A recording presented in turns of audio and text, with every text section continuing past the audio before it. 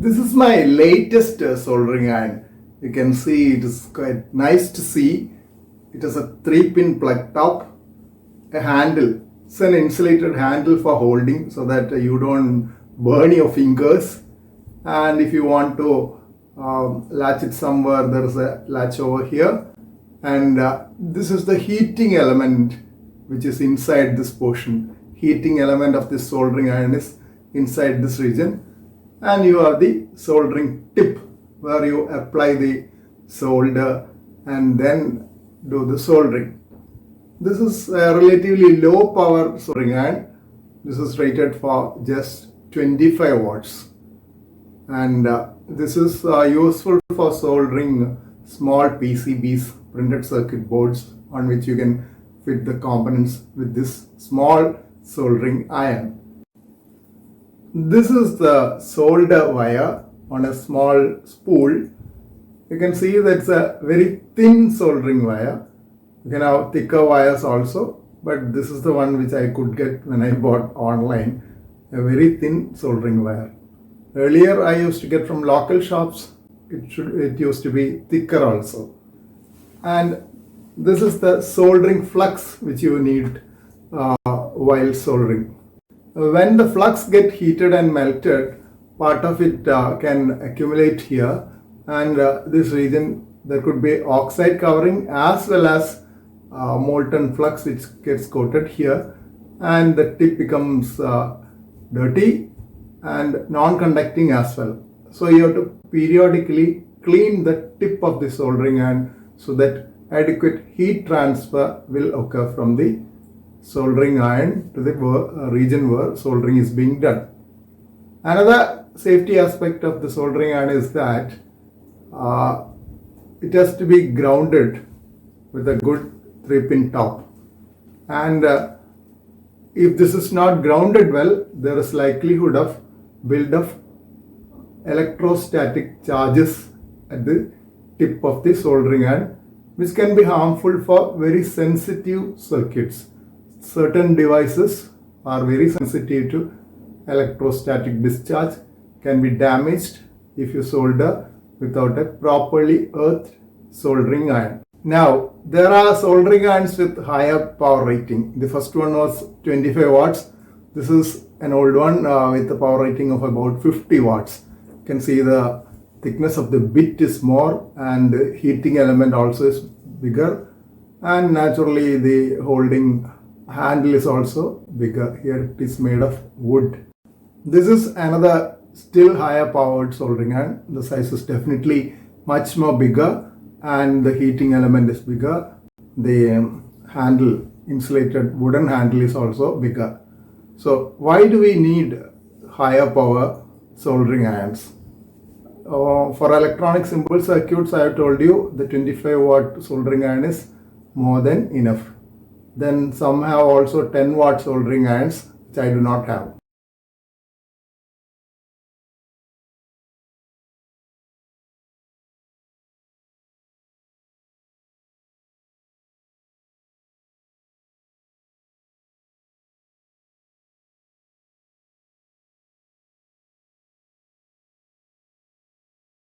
Why do you need higher power soldering iron?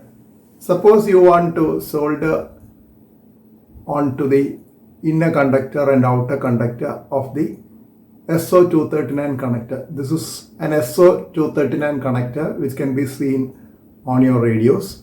And if you want to solder it, you know this has not been very perfect in spite of using a higher power 65 watt iron.